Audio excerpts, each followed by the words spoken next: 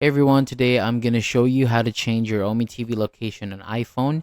This can be helpful if you want to connect through a different location or if the app is not working properly in your current region.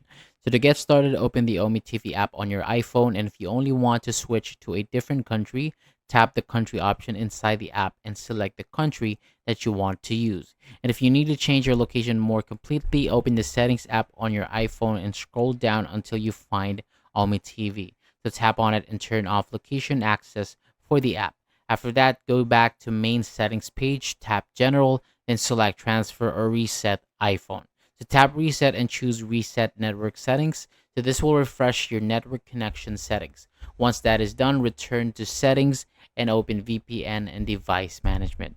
And from here, you can add a VPN configuration or install a VPN app from the App Store and connect to a server in the location that you want to use. And after connecting the VPN, open OmeTV again and check if the location has changed. So that is all for today. So thank you so much for watching. For more videos like this, hit the subscribe button below and I'll see you on the next video.